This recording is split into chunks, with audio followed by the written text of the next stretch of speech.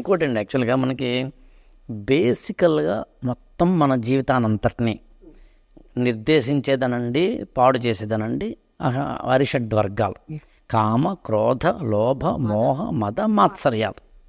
మొత్తం మహాభారతం చూస్తే టోటల్గా ఈ అరిషడ్వర్గాలతోటి కూడినది. వాటిని జయించడానికి సంబంధించిన విజ్డమ్ మనం ఏది దానికి సంబంధించిన నేను బలంగా నమ్ముతాను.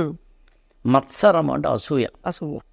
పాండురాజు కుంతి మాద్రులతోటి హాయిగా కాపురం చేస్తున్న వ్యక్తి అడవులకు వెళ్ళి అనుకోకుండా ఒక జంట లేడీల మీద ఒక బాణం వేయడం వల్ల వాళ్ళిద్దరూ మునులయ్యి మునిపత్ని అయ్యి ఇచ్చిన ఒకనొక శాపం, నువ్వు కనుక సంసారంలో పాల్గొంటే నువ్వు చనిపోతావు అనే దాంతో భార్యలతోటి కలిసి అడవులకు వెళ్ళిపోయాడు. కానీ అక్కడ పిల్లలు పుట్టారు. ఈయన కాకపోయినా మొత్తం మీద ఆవిడకున్న దూర్వాస మహాముని ఇచ్చిన కానొక వరంతో పుడతారు. అది మహాభారతం తెలిసిన కథే. పాయింట్ ఏంటంటే, తనకు పిల్లలు లేరు కాబట్టి నేను ఇంకా ఆ మొత్తం రాజ్యాన్నంతటిని విడిచిపెట్టేసి, అన్నయ్య ఓ ధృతరాష్ట్ర, నువ్వు నీ పిల్లలు రాజ్యాన్ని చూసుకోండి అని చెప్పి వెళ్ళిపోయాడు. కట్ చేస్తే మళ్ళీ 5 పిల్లలతోటి మాద్రీను పాండురాజు మరణించిన తర్వాత మళ్ళీ కుంతీదేవి 5 పిల్లల్ని తీసుకుని మళ్ళీ రాజ్యానికి హస్తినాపురికి వచ్చి, బావగారు బాగున్నారా, ఇదిగో మా పిల్లలతో 5 అన్నప్పుడు ధృతరాష్ట్రుడికైనా ఎవ్వరికైనా కలిగేది మత్సరమే.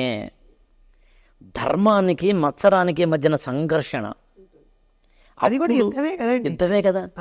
అప్పుడు అందులోంచి కామక్రోధ లోభ మోహ మద మత్సర్యాలన్నింటితోటి కూడిన మానవ జీవితానికి బీజమైన అసూయ అనేది, ద్వేషం అనేది ఆ ధృతరాష్ట్రుడి యొక్క పొందడంతో మొదలుపెట్టి మొత్తం మహాభారత కథ అంతా ఉంటుంది. ఇప్పుడు నా తమ్ముడు పిల్లలకి నేను అర్ధరాజ్యం నా పిల్లలతో సమానంగా ఇవ్వాలా, ఓ ధర్మం.